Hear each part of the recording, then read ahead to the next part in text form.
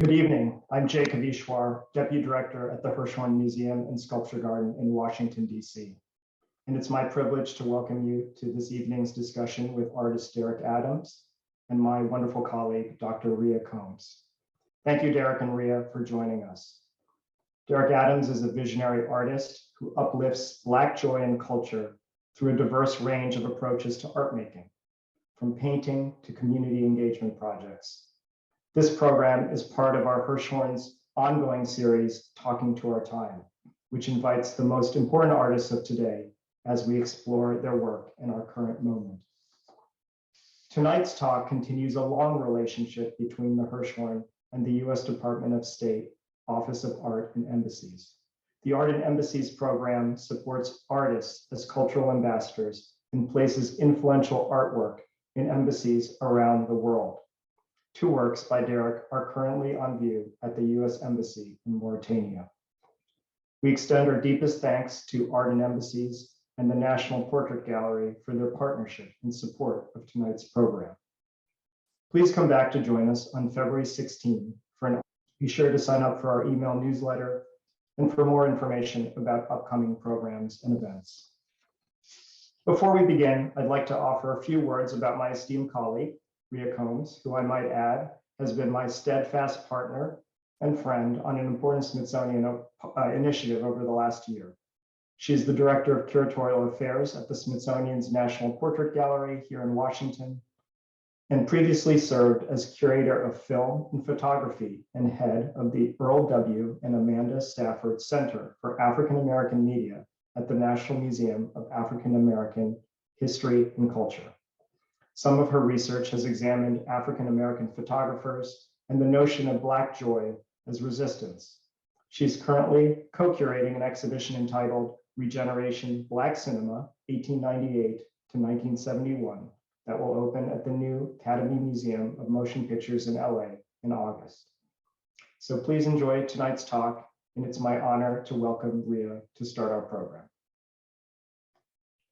Thank you, Jay. Really appreciate what a lovely introduction. And I want to thank you all as well and everyone for bringing this together. Without further ado, let me just give you a few words about our esteemed artist and guest of honor this evening, Derrick Adams, who was born in Baltimore and is now based in Brooklyn, New York. His critically admired work spans painting, collage, sculpture, performance video, and sound installations. His multidisciplinary practice engages the ways in which individuals' ideals, aspirations, and personae become attached to specific objects, colors, textures, symbols, and ideologies. His work probes the influence of popular culture on the formation of self-image and the relation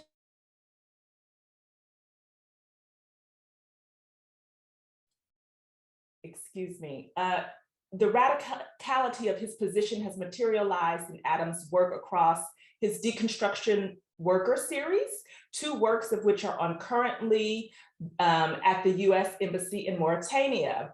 He also founded the Last Resort Artist Retreat, a series of both artist and non-artist residencies that bring together Black creatives for an invitation-only escape from the world. Adams received his MFA from Columbia University and BFA from Pratt Institute. He is an alumnus of the Skowhegan School of Painting and Sculpture and the Marie Walsh Sharp Art Foundation Space Program, and was the recipient of the Robert Rauschenberg Foundation Residency, a Gordon Parks Foundation Fellowship, a Joyce Alexander Wine Artist Prize, and a Louis Comfort Tiffany Foundation Award. He's been the subject of solo exhibitions at institutions around the world, including the Montgomery Crystal Bridges Museum, at SCAD, Museum of Fashion and Film, the Hudson River Museum in Yonkers, the Gallery in Baltimore City, the Museum of Arts and Design in New York, has mounted public installations commissioned through MTA Arts and Design, and on and on. He's had wonderful residencies as well. He's in the collection of the Metropolitan Museum of Art in New York, the Studio Museum in Harlem, the Whitney Museum of American Art in New York, the Virginia Museum of Fine Arts in Richmond, the Birmingham Museum of Art, as well as many, many others.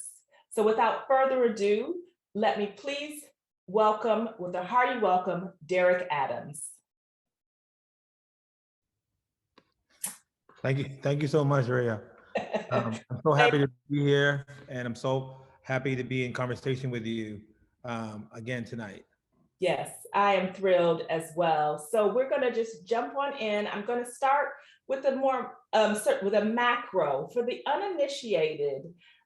Even though we know you have been, sort of collected, and we've seen you embraced in the popular culture world, if you will. I would love to know from you a little bit about sort of how you got involved, how you got started. Talk a little bit about, the first time you fell in love with art and knew that this is the craft that you wanted to commit your professional work life to.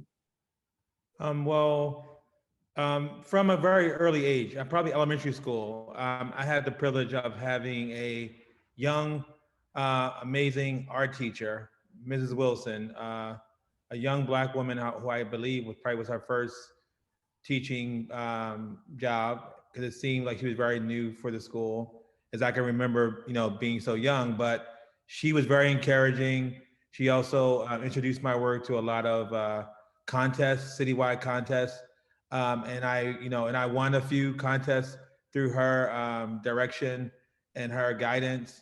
And when I won one of the, I guess, the largest achievements in my younger age, I won. Were you in middle school, elementary school, high school? Elementary school. In elementary school, I won a competition, a citywide competition, was called My Heritage Myself.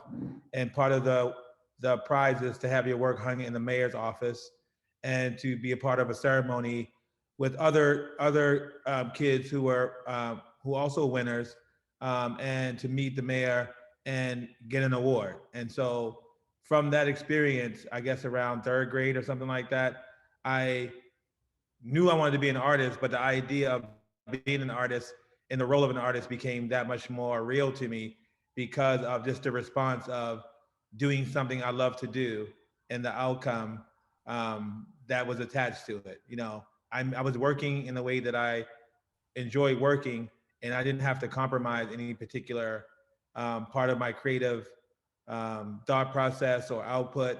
And to see that I had support was really a big deal. And also was a big moment for the Mrs. Wilson as well, because she was very proud that that I had won this contest, that she was so committed to helping me navigate my way through as a young student, because she saw that I was finishing things earlier than other students in the class, because I was just so into art that she had to give me outside assignments to keep me, my mind occupied. Engaged, but there was always, and was it, were you working in the same way, in some of the same veins that are you seeing, I guess, through lines in terms of where you were starting there, and how are there any connections between either the subject matter or even some of the practices that you were learning from Mrs. Wilson, even in your work today as it has advanced and you have gone on and had such accolades?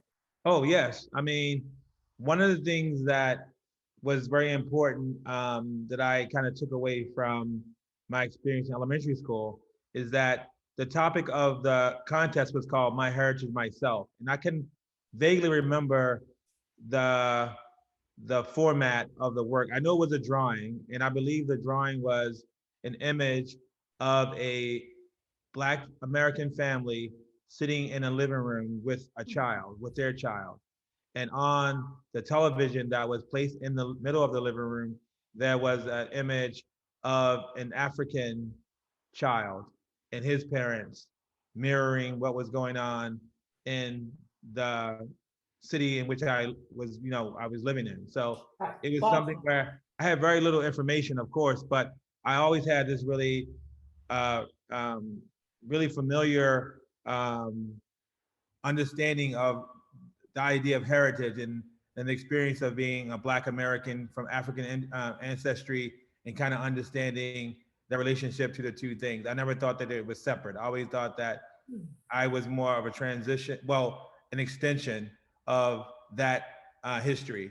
And so it just came through the work, like in third grade. And from there, I was so just encouraged to keep thinking about art and thinking about my position as an artist, even from a young age. And so I think that it kind of spills into my work now, because I think of art as being such a transformative experience where you can have, where you have the ability to create imagery that you want to see, that you want other people to see, that you want people to feel encouraged by, empowered by.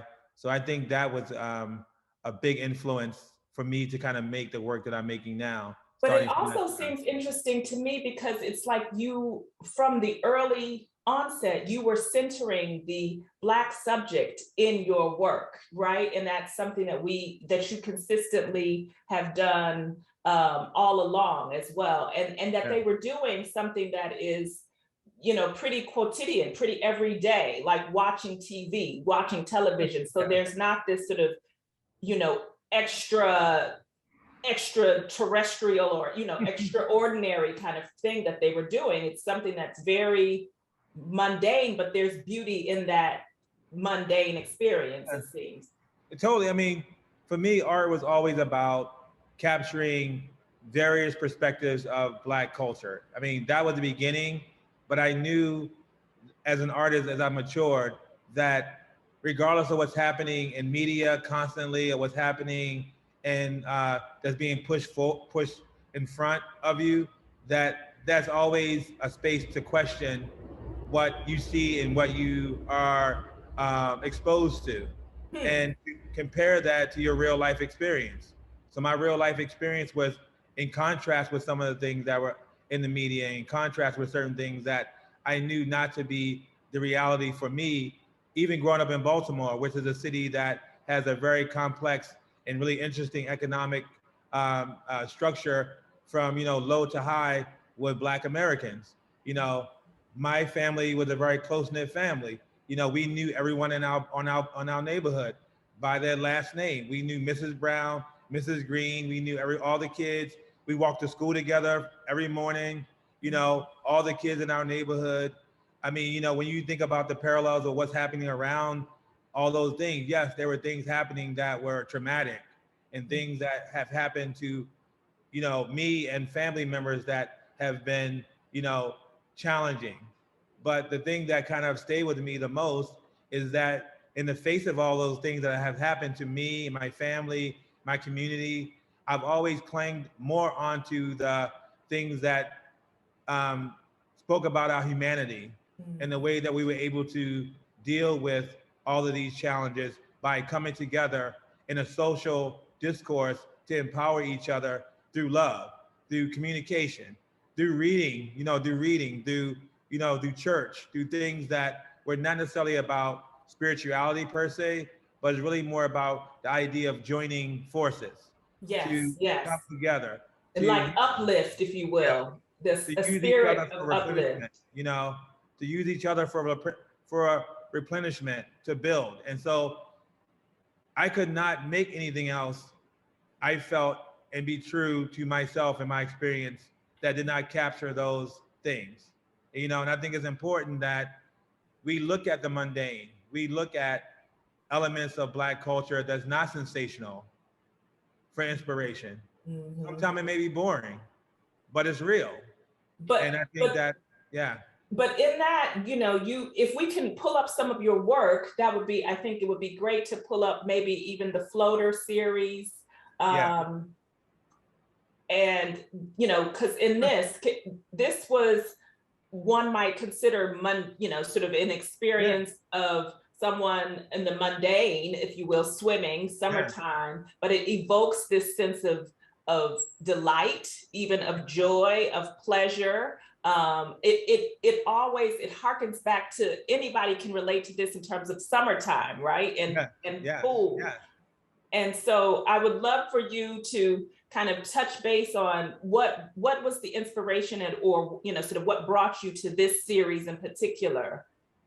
Well, in 2015 is when I began the Floater series. And one of the motivations for doing it is because, I started to really look around at my family, my community, friends, and really thinking about the way that we deal with this very tumultuous environment that we occupy and that we deal with. But we forget to acknowledge the normalcy that we have, because with all the things happening around us and to us, we never think about the idea of leisure or the idea of relaxation as being a political and a necessity for the community, for our community. And to look at it in that way. I think that we kind of dismiss. Are you saying leisure as a political Yes. gesture? Mm-hmm. Yeah, leisure, the act of leisure is being very political for the Black body, because the black body is not seen as a figure that is necessarily worthy of a break, worthy of replenishment, because so many things are happening to the Black figure in society with civil rights and all these things that are happening, that people don't think that we have moments that we can actually sit back and kind of enjoy life in the way that we have to, in order to be able to go back out there in the world and deal with all of the obstacles that are thrown our way on a constant basis. Absolutely. One of the other things I think about this is so interesting is that, especially when you're talking about the civil rights, there is always the pool was contested waters, if you will, who had access to pools, and, being able to share that space was often fraught, and you often hear about that. But you are creating this kind of oasis, if you will, where it is not centering the frustrations, but actually, folks who feel in some way we're kind of immune to that in creating these opportunities of joy and delight. So that's really invigorating. What was important to me, because, thinking about that history with the pool and the segregation, also hearing stories from friends of mine who lived in communities that were primarily Black that had pools. Mm-hmm. I grew up in a neighborhood that had a pool. We had a recreation center that we went to after school. We had talent contests. We had basketball tournaments. We had all types of activities that, we didn't have to have a sitter after school. After school, we went straight to the rec. The gym teacher or whoever other teacher who worked part-time after school or overtime would be there, and we would be there until dinner time, doing our homework, hanging out with our friends, and then we would leave that and go home. So for me, my neighborhood experience was such a different experience than some of the experiences I hear from other people. Not saying it was all great, but the things that stuck with me the most are the things that I feel are the basis for my work. That's fascinating, because it's also a reframing, and you're also sort of, it seems as though honoring the fact that there was this sort of sense of community. You started off talking about your teacher, but you're also saying that these teachers were, not divorced from your everyday experience even after school, that they were sort of infused into the way in which you grew to understand the world.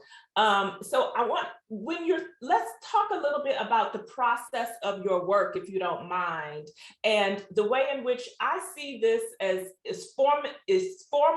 It's figurative, but there's also a bit of abstraction that seems to be going on in this work. I don't know if you would agree or disagree with that reading, and then, I would love to hear your thoughts about your process a little bit. Well, I've always been really intrigued and interested in hard edge abstraction. I've been really interested in artists like, I can think of so many people, so many artists like Ellsworth Kelly. Yes. Another really important artist who started the residency at Studio Museum in Harlem. I can't remember his name at the moment. But he taught at Brooklyn College where I teach. I can't remember her name. He's an African-American abstract painter. It'll come to me. And there's so many people. Romare Bearden. No, Romare Bearden, of course. He's for me, he and Jacob Lawrence are two artists that basically is the reason why I came to New York to go to school. I learned that Jacob Lawrence taught at Pratt when I was in Baltimore at a community college. And after I learned that Jacob Lawrence taught at Pratt from doing a book report, I decided to move to New York. Wow. And go to Pratt. And he was no longer at Pratt because he had left at some time before I got in there, but I had the opportunity to meet him because in my second year at Pratt, they invited him and his wife Gwendolyn to Pratt for an honor ceremony, and they asked me if I would usher them around campus throughout the day. So I had the privilege, oh my goodness, of hanging out with them, and at a really early stage in my creative, art career, and thinking about that experience of coming to a city because you read a book about a particular artist and did a book report on them, and this artist who is no longer living in New York came back to Brooklyn for a ceremony, and you were asked to be the chaperone for that person. And at the school that he used to be at, and that's the school that you ended up going to, and yes. you were the chaperone. Yes. And so from there, I also started to really think about, the role that both he and Bearden played in not only being an artist, but being very much committed to the community. They were very community-oriented artists. Bearden was a person that was very instrumental in creating a spiral group. And, and Jacob Lawrence is one of the artists who enjoyed teaching, even though he did not need to teach. Right. Teaching for Jacob Lawrence because he's one of the most successful artists, Black artists, and most probably artists making the work that he was making at the time, still felt a desire to go into the school system and to represent what it looks like to be a successful Black artist, and also help people to understand the broader perspective of what a Black artist is and what they're capable of doing. And so it's really important for me to meet him and to really understand his work and his life. And he's ongoing for me. Like, I learn new things about him every day. I meet people who knew him, who tell me stories about their experience knowing him. And to me, it just gives me a certain level of confirmation about where I am as an artist, where I would like to go as a person, and just understanding how the trajectory of what an artist, the life of an artist, what is expected, what is encouraged, what is discovered, as you mature, as you become successful in your field. So looking at those older artists in times that were much more of a challenge than we have now. Like, when you think about Jacob Lawrence or Romeo Bearden at that time, and you think about me right now as a Black artist this time, their challenges were much more complex than my challenges in order to establish themselves as a working artist and an artist living off their work. So for me, I look at those artists all the time as guides towards decision making and thinking about who I want to work with, how do I want to work with people, being more in control, centering myself in the conversation. I know that a lot of, I've read that, music is also a great influence in your work, and even sort of media. And if we could perhaps look at a few of your other your pieces, I'm thinking about maybe One Time Together as another example, or even Color Bar Constellation, where you're literally looking at the ways in which you see the TV guide there. We see the sort of color bars that you used to have when TV cut off at one point. And would love for you to kind of talk us through, sort of the ways in which other influences outside of some of the specific artists you've mentioned has also infused itself in your work and your process.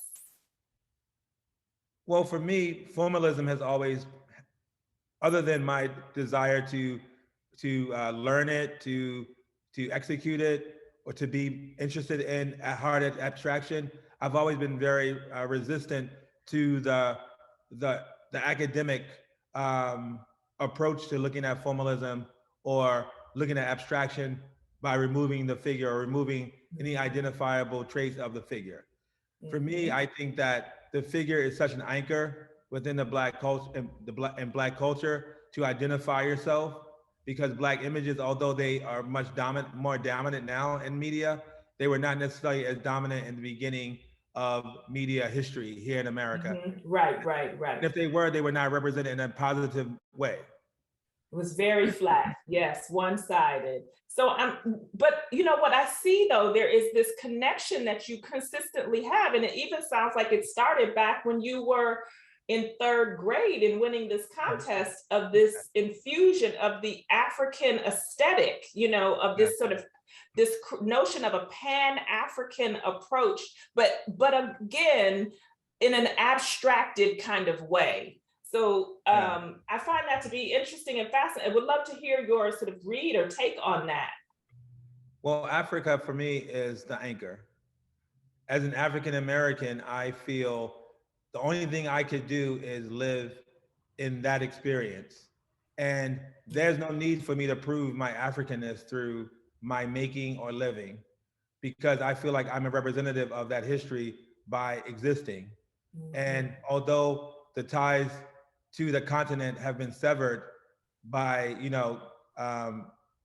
circumstances, there's still an innate interest in the formal structure of Africa that exists within the Black American experience and practices. There are things that are parallel and even identical to things that are so far apart, but so connected. And but also abstracted though too, yes, right? Yes. When you look at some of the Benin sculptures and you look at some, which are very figurative in some ways, and then you look at some of the other objects from the same region that are more conceptual, more abstract, you really start to understand the way that a figurative image could be fractured. A figurative image could be broken down, it could be taken apart, and vice versa. An abstracted image could create this very familiar, formal, representational image that you can kind of connect with on a human level. And the idea of the textile history of African culture, which really is, to me, the root of modernism when you think about the patterns and the mathematics that kind of went into designing certain things. So for me, that's like the basis of my work. Thinking about African traditions of pattern and structure and abstraction and formalism and representation is all the things that are part of the ingredients for the way I make work. Wow. And the way that I think about work. And I think about how that operates for me as a Black person in America, exposed to contemporary culture, exposed to music, exposed to the contemporary fashion that you see in the urban spaces here. Those things are basically like a mashup for me as an inspiration to make work. So when I'm constructing images, I'm kind of taking influences that are from my parents, from my grandparents, from stories that I've heard them tell me, stories that I heard growing up, from distant relatives or distant travels, and thinking about how they relate to me, how they relate to the audience in which I'm trying to highlight, I'm trying to exalt, empower. All those things are kind of like the basis that really motivates me to open up my studio door. Wow. I know when I open my studio door, I have a job, and my job is to kind of undo some of the damage of some of the things that have been inflicted upon Black culture by simply altering the perception of what is offered in the media through exhibitions, through commercials, through music.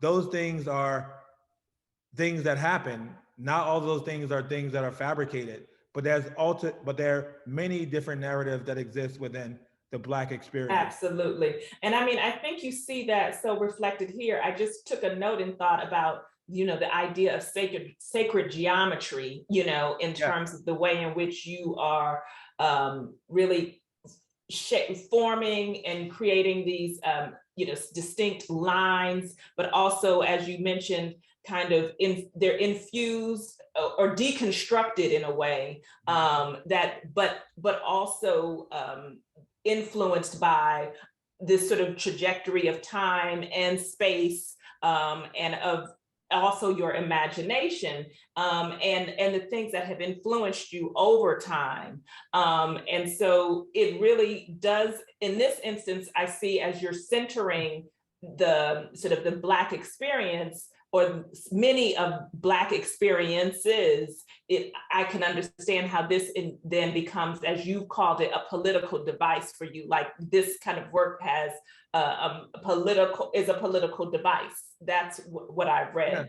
Yeah. And this particular image right here was part of a commission, large 90-foot long by I think 15 or 16-foot long wallpaper mural that I created as a commission for the Milwaukee Museum. Mm-hmm. And what was really exciting about creating this piece is that usually when I go into a city and I'm commissioned to do a work, I do not take for granted that because the work I make is inspired by Black culture, that the Black people who live in that city do not have their own identity and their own cultural norms.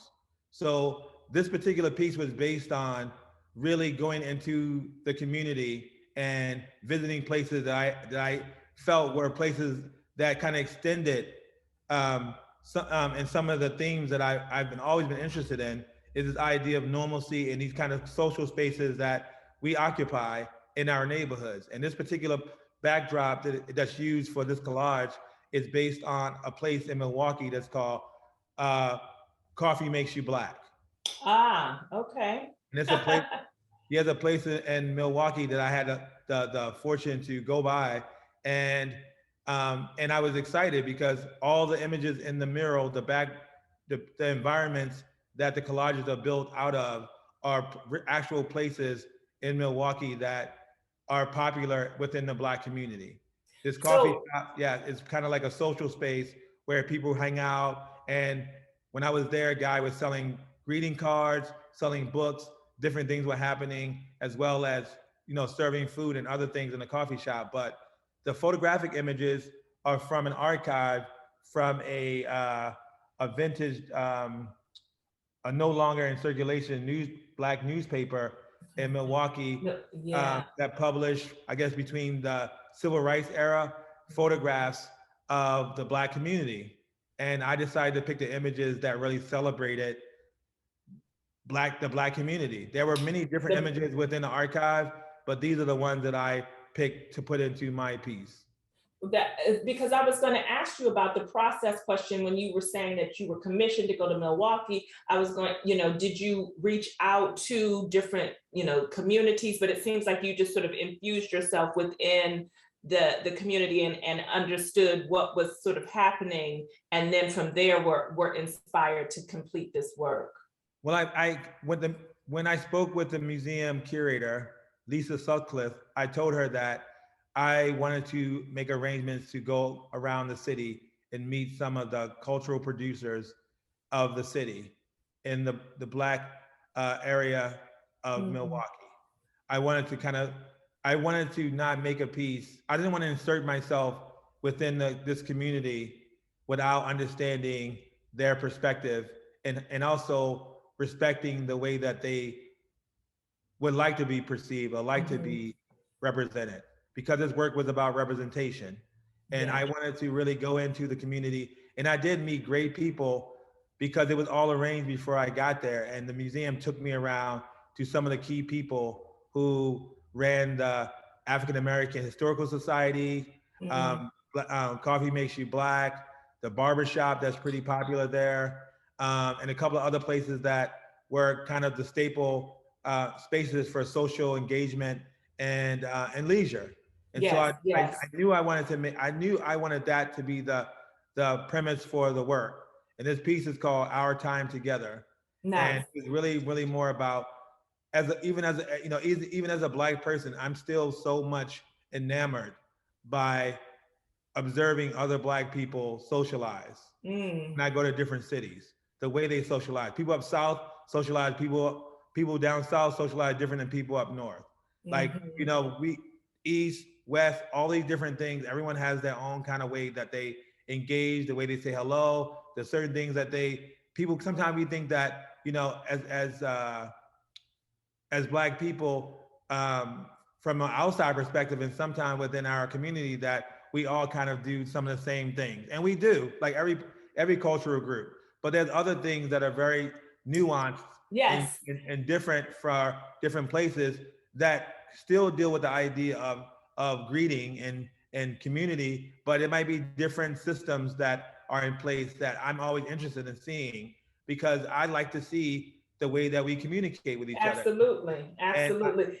And so I wanted to ask you a little bit, you know, your work has been well received, and, you know, it has been, you know, topics of television conversations and on, you know, on TV shows, and really kind of has helped even ignite or reignite these conversations around the importance of art collecting, you know, collecting Black artists, Black work. Yours is one of the first that people will tend to go to. And I would love to sort of get your read on what is it that you feel like people may be resonating with or connecting to, as it relates to your work and your process. And you know, and because again, there's a range of individuals that I know that collect your work. We always hear about the high profile figures or names, and we also know that there's been such a wonderful reception to your work, particularly in the media. But I would love to get your read on, you know, what is it that you feel like your work taps into,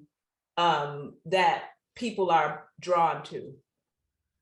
I think, I would hope, from my perspective, is that my work offers the viewer, and I will say, from understanding the perspective, the Black viewer or the Black collector, a moment of reprise, looking at the Black figure in a way that is familiar to us as consumers. Perhaps we can look at some of those other works, like style variation, or maybe, yeah. I'm really interested in the idea of really aestheticizing elements of Black culture in a way that is very formal, very, very clean, very stylized. I'm interested in that thing because I think that style is a very important part of our culture. Creating style, forming style in particular types of ways, and how, as an artist, looking at and observing these things, and witnessing these experiences, and witnessing these occurrences happening within the community, gives me a certain level of understanding from an academic and intellectual place to look at these happenings in a particular way that excites me, that make me really think about how to blow things up, how to extract things, how to highlight things that I feel we want to see. We want to see. We walk into our house. It also sort of feels like, Derrick, that there's a certain reverence that you're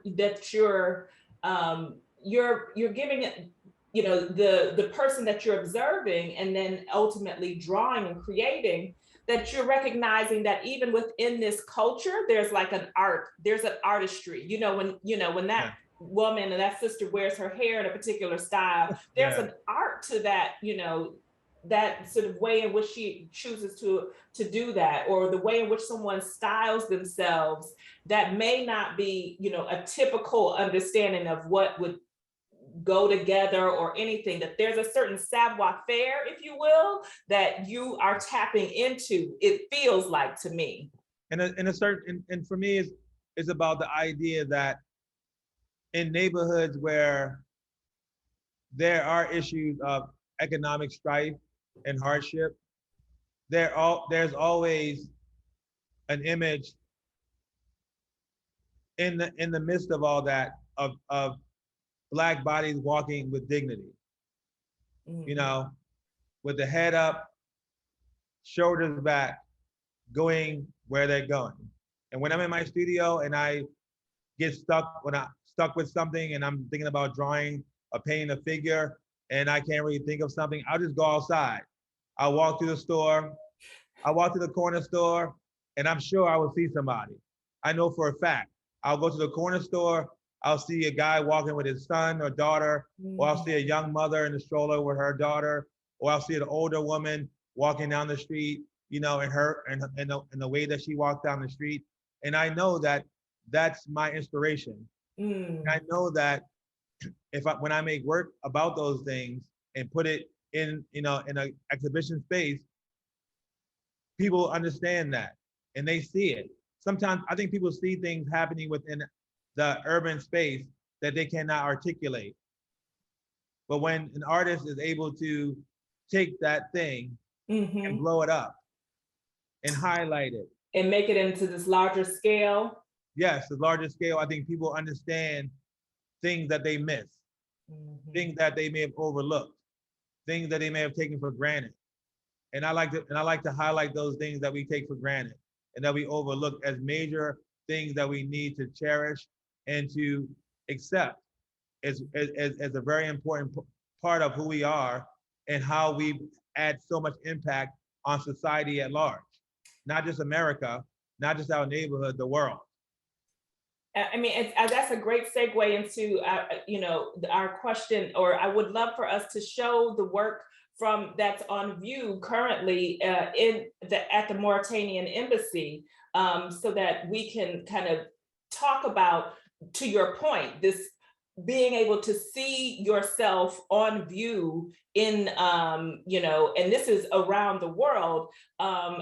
And I know when we talked the other day, we talked about sort of the power of having these things on the wall in a museum, you know, and what you feel like having something, what it means to that viewer, that the audience is constantly kind of in your mind, top of mind when you're doing your work. Yes, it's for you and it's inspiring, but you're inspired to do the work on a daily basis, but you're also thinking about, you know, other people who will come to that museum. Can you speak a little bit about that?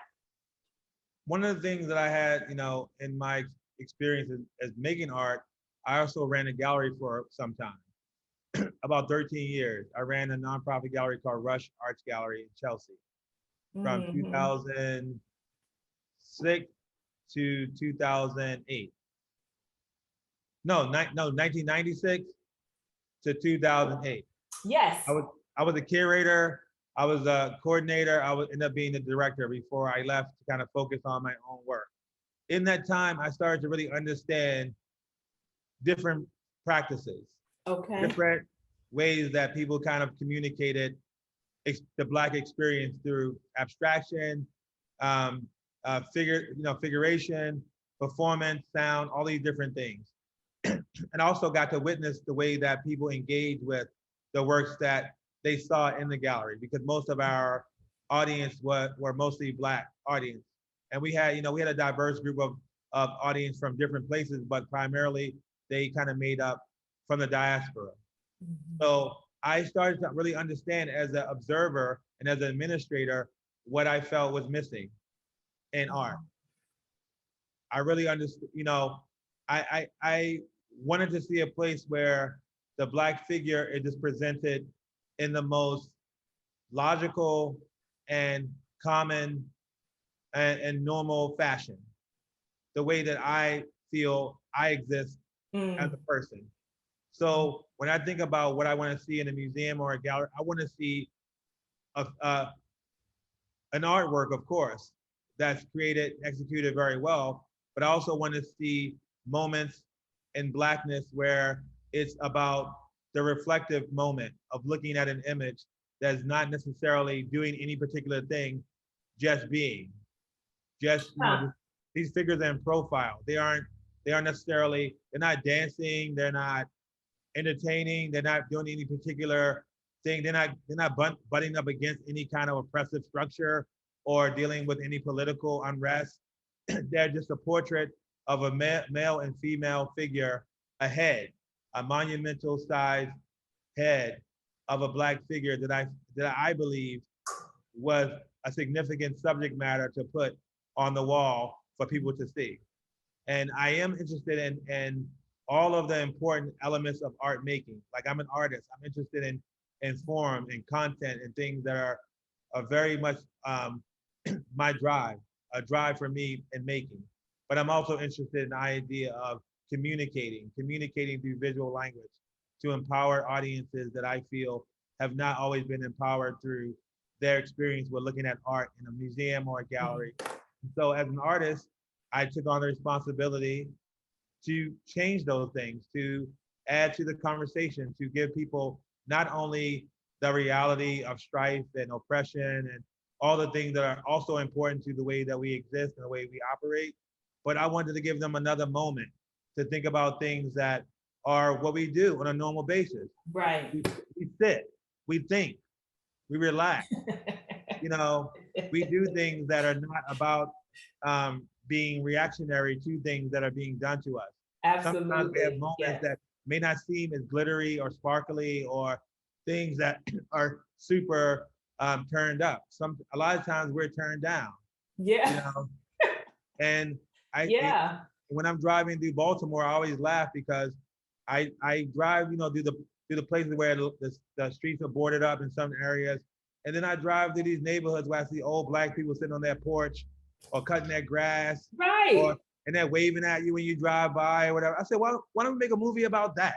Yeah, it's so true. Old Black people sitting on the porch waving at you, talking to you.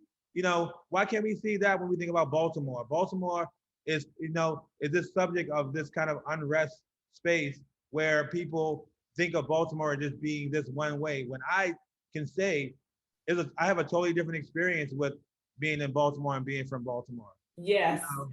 And I mean, and I see, and it seems as though, you know, what you're really doing, and even within some of this kind of kaleidoscopic approach and the sort of the abstraction is really sort of, I think in some ways, making sure people recognize that there are multi-layers, there are multifaceted approaches to a figure, you know, and that there are multiple experiences as well. I'm going to turn it over to questions. So if anyone has any questions, please put them in the Q&A. You know, you can please ask them in the Q&A feature. But my last question to you, Derrick, is that I read somewhere that you would have loved to have had dinner, if you had any chance to have it with anyone, it would be Bell Hooks. So one, I want to find out if you did have a chance to have that dinner with Bell Hooks, and if not, if you have an opportunity, what would you have asked her at that dinner? I did not have an opportunity to meet Bell in person, Miss Hooks. But if I had, I would have asked her to collaborate with me on something. A performance piece where I built an environment based on one of her books. Oh my God. And had someone read, if not her, someone else read the writing for Art on My Mind. And to really bring that to life through a performative action, through a performative space, through a performative like props and performative installation. In any book about love, any of those books, any book she would have said, I want to do a performance based on that, I would have built an environment in which someone could have recited the words from the book, anything she wanted, I would have done. That's amazing. Well, hey, that sounds like such a fabulous idea that, at some point, because I do think we did not tap into the ways in which your work traverses so many mediums, so many genres and what performance does for you. But we have a few questions in the chat and I want to make sure we get an opportunity to answer those. But if there is a way in which you can weave how performance does, invigorate, feel free to do so. But let's go from the top. Can you talk about the process and resilience required in creating artwork that is so deeply personal to you, while the things they're built on are sadly viewed by others as contentious and difficult to stand behind? That's a good question.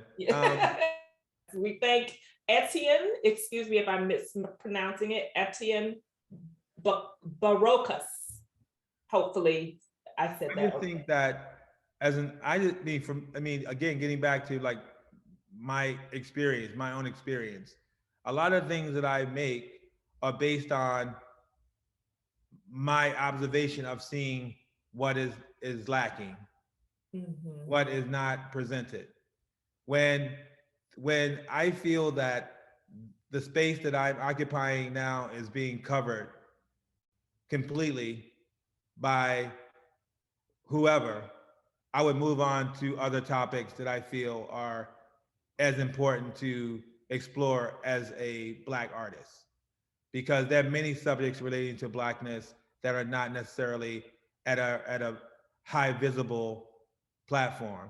You know, all the shows that I've made, from the show Patrick Kelly's Journey with City Museum in Harlem, was based on my archive research with Patrick Kelly at the Schomburg and shown at County Cullen Library, which is the home of Madam C.J. Walker. My installation at Stony Island Arts Bank, the Astor Gates nonprofit that really tapped into the history of technology and Black inventors and dealing with technology as related to Black history and the African experience.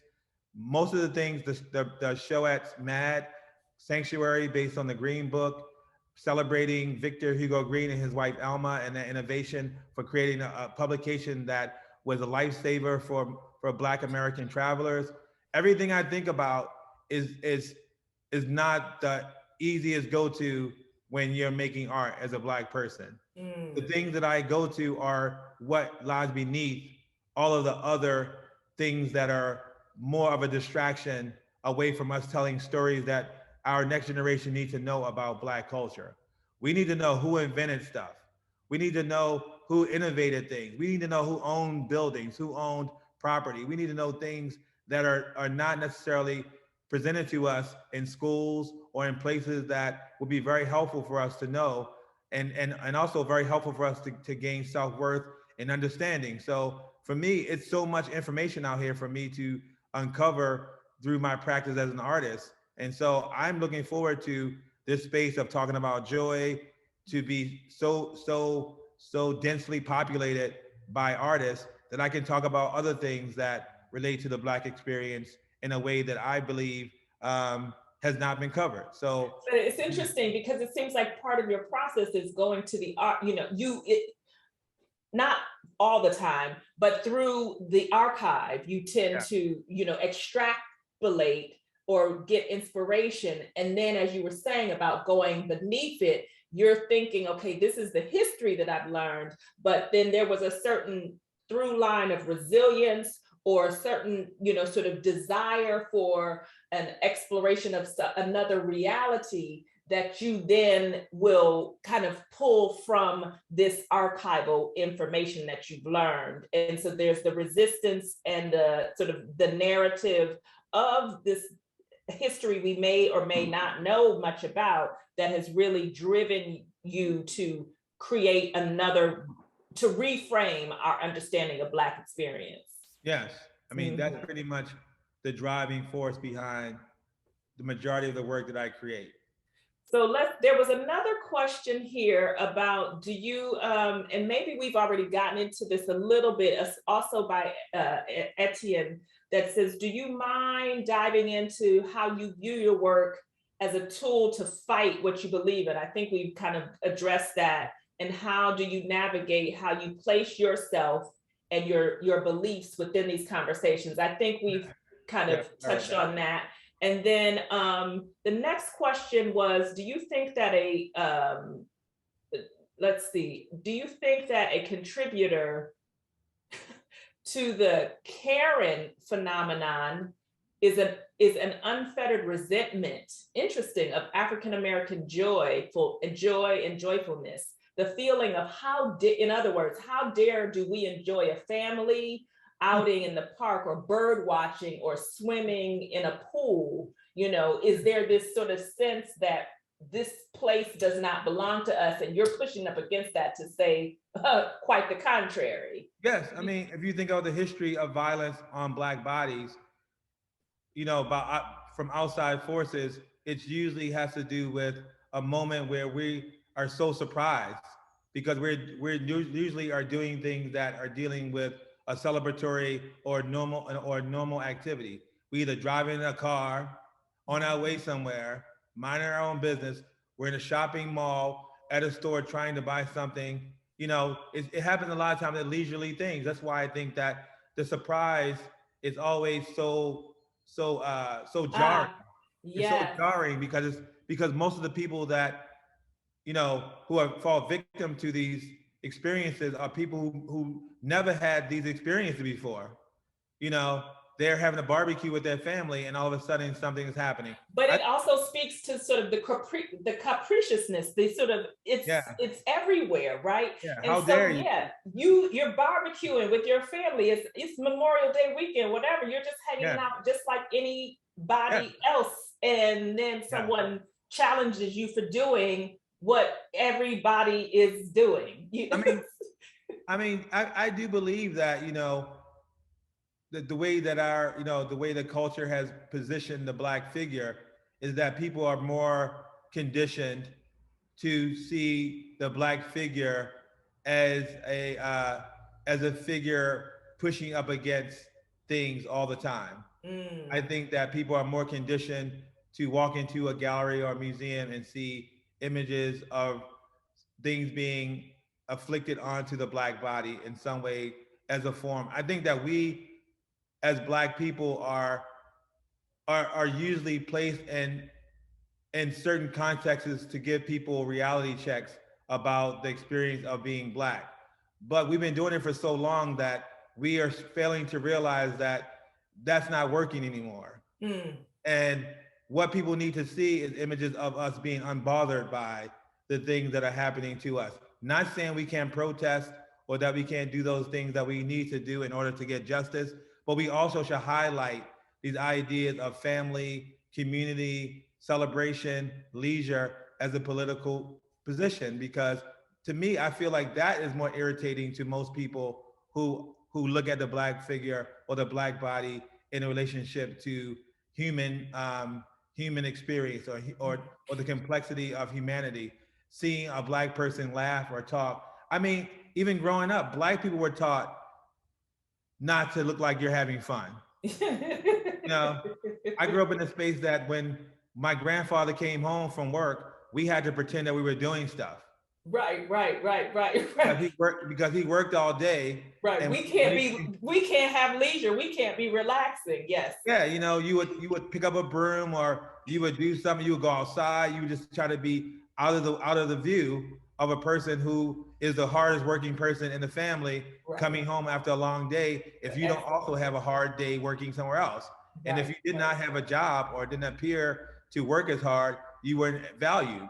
But now we're moving into this other space of technology and information. So it doesn't require the labor that was necessary in the past for the Black body. Now we're going into the idea of technology and using your mind and entrepreneurship. And now we have all these young people who are influencers and doing all these things that don't require physical labor. So the idea of leisure is totally shifted.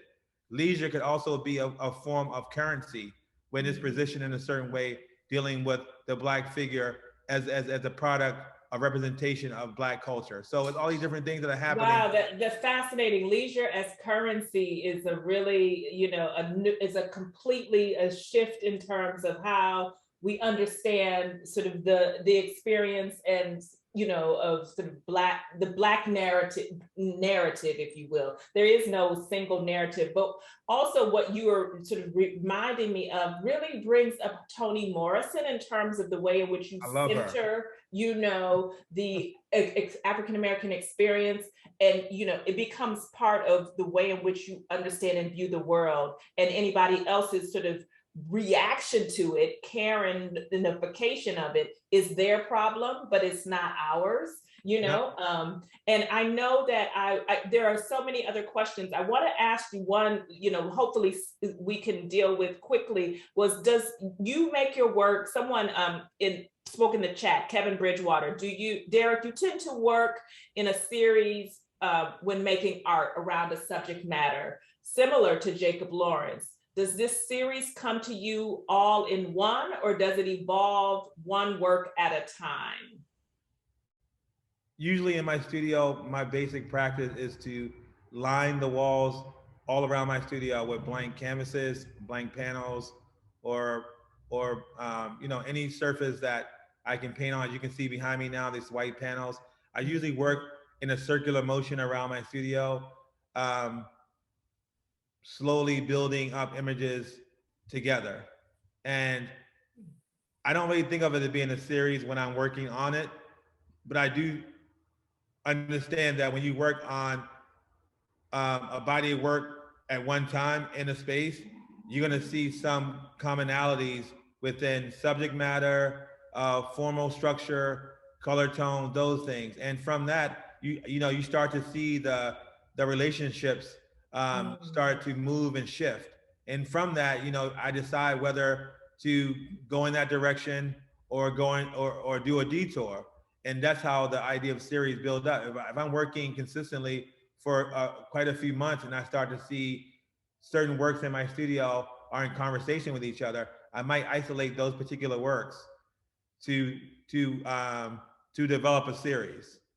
And I might take the works that are not necessarily related to those things, that may have a little similarities, but something going to a totally different place. I might place them in another area of my studio and develop that as another particular series that can be in the same space, but the conversation may start to splinter into another conversation. It's like you're literally throwing it up on the wall and seeing what sticks. Yeah, exactly. I'm seeing what sticks, you know? Like, I love making art, you know, even though my work is really, you know, it's the narrative is intact and, you know, I'm very focused on what I want to talk about. I'm interested in color. You know, the things that people speak about in my work that I feel vibrancy. Color is important. Color, color theory, color combinations, those things are very important to the way I construct my paintings and the way I work with my sculpture and everything. Color, form, material is something that is the main driving force of my work. The idea of being Black, I don't have to think about that. Right. You know, right. Of course, you know, Black is an ingredient in my work. It's not the main course. Right. It's one of the things that is important for people to understand about my work. Yes, I'm a Black person, so it's natural for me to make work about being Black or the idea of the Black experience, but that's not something on my studio I'm contemplating when I'm making work. I'm thinking about how to digest all of this information that I'm being fed and things that I'm looking at, and how to present it in a way that can give the viewer a sense of understanding stylistic decisions, formal decisions, and how it relates to the Black experience overall through my eyes as the artist. Brilliant. I will just end with this one last question, which was from Lauren Davidson. Can you speak a little about the residency program being developed in Baltimore, your goals for the program? And then after that, I think that'll be our final question for the evening. Well, 3 years ago, I decided to purchase some property in Baltimore, my hometown. And one of the reasons why I decided to turn the property into a residency, or at least a retreat, which is called the Last Resort Artist Retreat, focusing on leisure, because one day I was in my studio and I was thinking about my work, and I was thinking about the experience with my work and how so many writings are about my focus on leisure and joy and Black joy. And I said to myself, I need to make this a real space, not just like, for me, this is my leisure and this is my joy in my studio making what I make.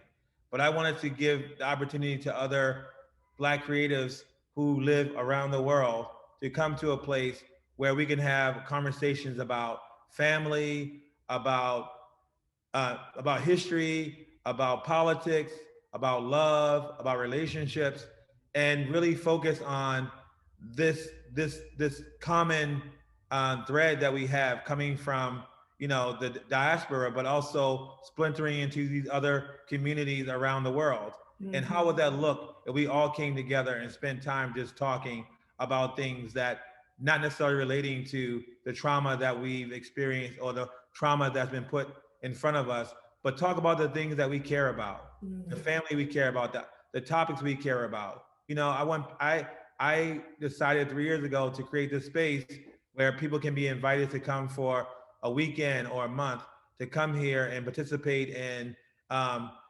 conversations with other practitioners about how they have done things. Talk to financial advisors about how to get your financial things straightened out. Talk to people who can help you with life coaching, things that I think are essential that I think most people within my community in Baltimore really don't think that it exists. It exists in the way that you can just have them in your space, giving you this information at a price that, you know, will be free. You know, someone who can tell you how to do your taxes, someone who can tell you about how to position yourself as a writer, as an artist, as an entrepreneur. These things are just conversations that I'm interested in and offering Black creatives in my town. And it's a big property, you know, it's a big house. There will be studios and other things for artists who, if they want to work and be on the campus and enjoy, but it's in the middle of the city, near Hopkins and near the BMA, but it's also in a residential neighborhood, and which is primarily occupied by Black American working class community. So I wanted to kind of give back to my hometown in a way that will empower the young creatives there to be able to stay there and benefit from the real estate that is in Baltimore by becoming professional in the ways that will help them to grow. That's fabulous. So the residency is about that. Well, you know, kudos, and I'm ready to sign up, and I'm sure that there are other people that are, you know, that are in the audience, that are the virtual audience, that are ready to sign up as well. So I look forward to learning more about the Last Resort Artist Retreat. And I thank you all for your commitment to stay with us this evening. I want to thank Derrick Adams. I want to thank the Hirshhorn, the Embassy, as well as the National Portrait Gallery, and all of you for joining us this evening. We really appreciate this time. Derrick, it's been a delight, and I look forward to next time we can connect. Take care, everybody. Thank you for tuning in, everyone.